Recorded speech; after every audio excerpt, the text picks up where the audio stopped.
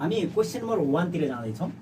7 मार्क्सको हामी यो 2 मार्क्सको क्वेसनतिर जाँदैछौँ। यसमा के भनेको छ हेर्नुहोस् है त क्वेसन बुझ्नुहोस् पहिला। In the following data write down the class where the median lies भनेर सोधिरहेको छ। तल दिएका तथ्याङ्कको आधारमा मध्यका श्रेणी पत्ता लगाउनुहोस् भनिरहेको छ। अब यो मध्यका श्रेणी पत्ता लगाउनको लागि हामीले मध्यका श्रेणी कुनको फर्मुला युज गर्ने त्यो चाहिँ थाहा पाउनुपर्छ है भाइ बहिनीहरू। जस्तै 20 30 30 40 40 50 50 60 60 70 छ भने मध्यका श्रेणीको फर्मुला अहिले भर्खरै लेखाएको के थियो? n बाई 2 औँ पद भनेर लेखाएको थियौँ यो फर्मुला। किनकि 20 30 30 40 40 50 50 60 60 70 यस्तो अवस्थामा यसलाई चाहिँ अविच्छिन्न श्रेणी कन्टिन्युस श्रेणी भनिन्छ। यस्तो अवस्थामा चाहिँ हामीले फर्मुला के लेखाएको थियौँ? n बाई 2 ट्रुथ आइटम भनेर लेखाएको थियौँ।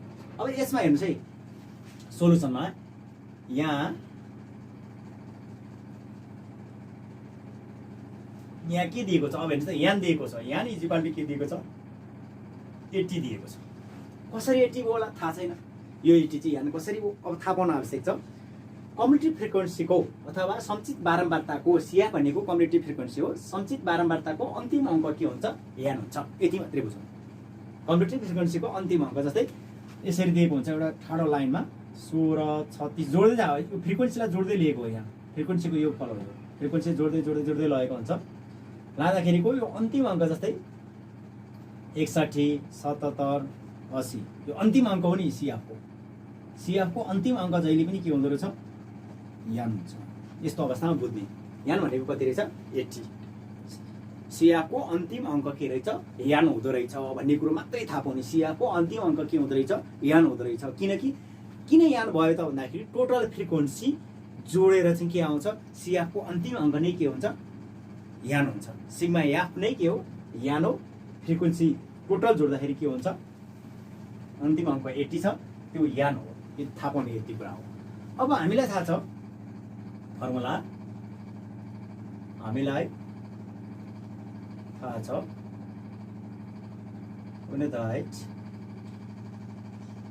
हामीलाई थाहा छ के थाहा छ? फर्मुला अब हेर्नुहोस् है मध्यका श्रेणी मिडियन क्लासको फर्मुला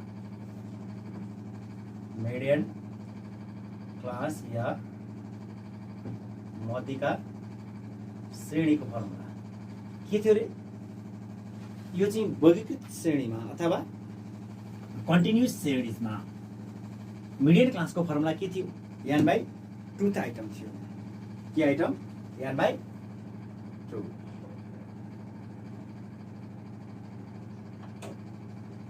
औँ पद भन्छ यसलाई। औँ पद कन्टिन्युस श्रेणीको फर्मुला के रहेछ? 20 30 30 40 40 50 50 60 60 70 दिएको बेलामा के हुँदो रहेछ फर्मुला? के हुँदो रहेछ? n बाई 2 आइटम हुँदो रहेछ। अब हामीलाई थाहा छ n भनेको कति छ? 80 बाई 2 आइटम यो भयो। अब काट्ने 2 ले यसलाई 2 चौका 8 0 40 भयो। 14th आइटम अथवा 40 औँ पद भन्ने भयो। अब 40 औँ पद मिडियन क्लास मध्यका श्रेणीको 40 औँ पद चाहिँ कहाँ पर्छ? अब हेर्नुहोस् है यहाँ 40 औँ पद कहाँ पर्छ? मध्यका श्रेणीको सिएफबाट हेर्ने। मध्यका श्रेणी हेर्दा जहिले पनि सिएफबाट हेर्ने। 40 कहाँ पर्छ? 16 मा पर्छ? पर्दैन। 16 देखि माथि 36 मा पर्छ? पर्दैन। 36 देखि माथि कहाँ पर्यो? 61 मा चाहिँ पर्यो 40। त्यसो भए अब 14th आइटम कहाँ रहेछ? 40 देखि 50 रहेछ। कति रहेछ? 40 देखि 50 मा। अथवा अब लेख्नु पर्यो मिडियन क्लास अथवा मध्यका श्रेणी इजिकल टु 40 देखि 50। यही नै आइन्छ। एकदम सहिलो छ यो। मिडियन क्लास मध्यका श्रेणी कति रहेछ? 40 देखि 50 सम्म पर्छ। कसरी पर्यो? 14th आइटम मिडियन क्लास अथवा मध्यका श्रेणी n बाई 2 आइटमबाट पत्ता लगाउने। हामीले श्रेणी पत्ता लगाउँदा के भयो? n भनेको 80 छ। 80 बाई 2 भयो।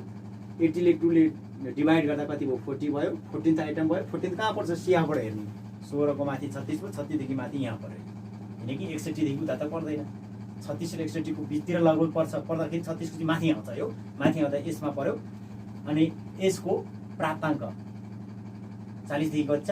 50 त त्यही नै के हुन्छ त? मध्यका पनि श्रेणी हुन्छ। मध्यका श्रेणी यति नै हो। यो एकदम सजिलो छ। एउटा फर्मुला थाहा हो भने आयो। केही पनि गाह्रो छैन। अब म अर्को क्वेसनतिर जान्छु। विद्यार्थी भाइ बहिनीहरू हामी अर्को क्वेसन यो चाहिँ तपाईँको 1 मार्क्सको क्वेसन छ। क्वेसन नम्बर 7 1 मार्क्समा सोध्छ यो।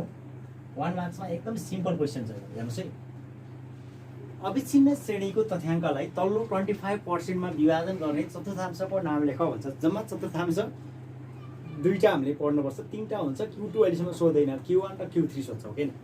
अब तल्लो 25% मा विभाजन गर्ने चतुर्थांशको नाम के हो? तल्लो भन्ने बित्तिकै माथिल्लो Q3, तल्लो भनेको त Q1 हो। कति सजिलो क्वेसन छ हेर्नुहोस् है। अब यहाँ right the name of the quartile which divided the continuous data below 25%।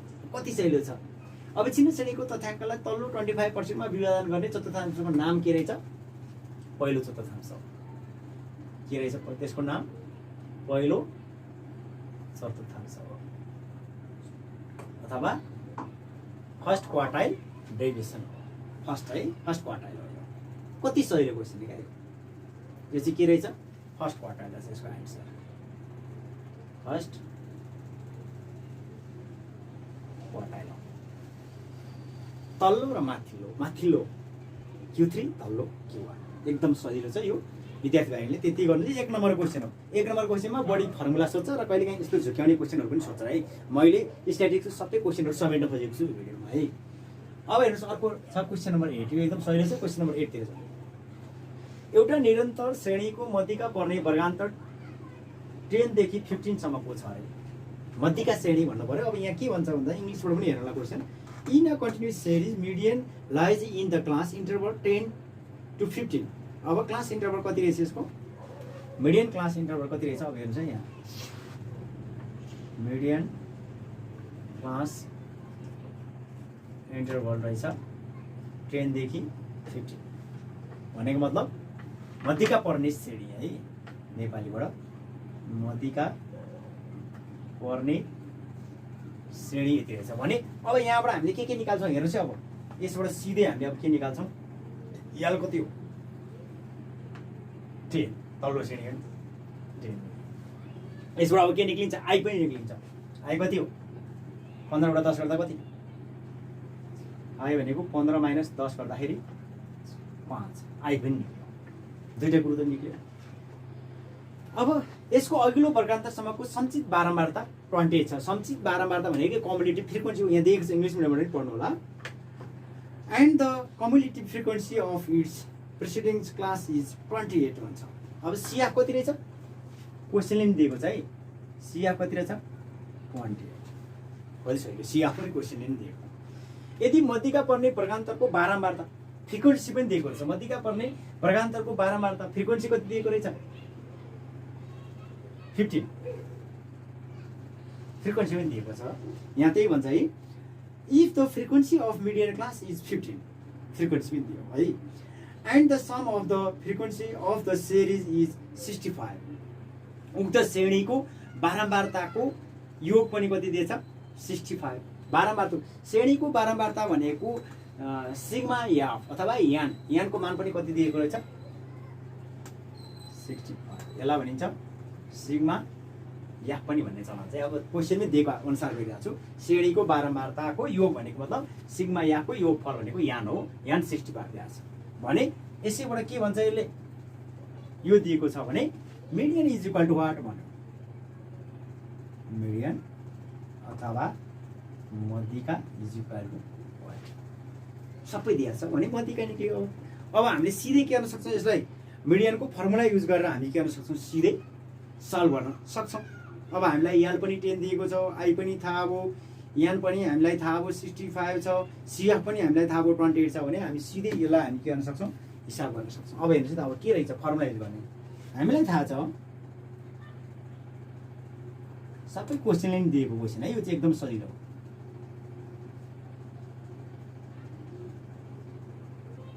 हामीलाई थाहा छ मिडियन अथवा मध्यका median is equal to L plus n by 2 minus F divided F into I।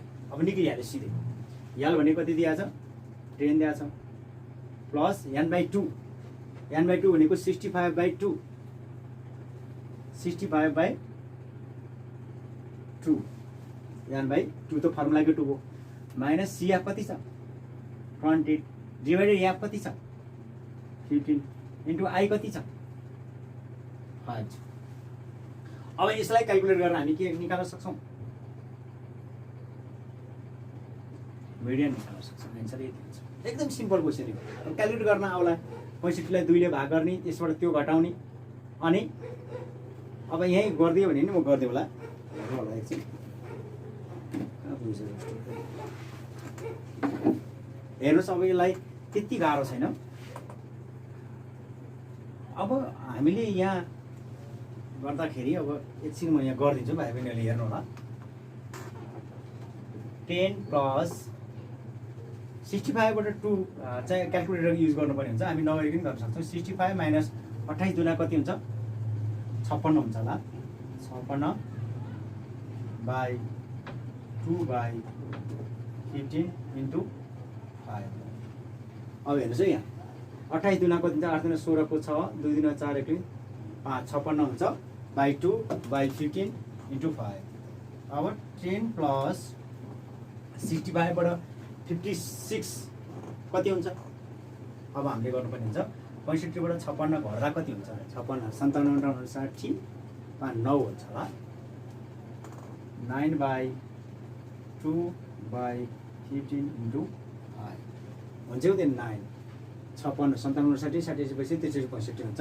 अब फेरि 10 प्लस 9 बाट 2 घट्दा के अरे 2 ले 9 लाई भाग गर्दा कति हुन्छ 4.5/15 इन्टु 5। 2 ले 9 लाई भाग गर्दा 4.5 हुन्छ। अब हेर्नुहोस् यहाँ सिधै हामीले यसलाई 5 तिना 15 गर्न सक्छौँ। 10 तिना 30। अब यसलाई एलसिएम लिन सक्छौँ। 10 तिना 30 प्लस 4.5/3। अब 30 बाट 4.5 उठाउँदाखेरि 34.5/3।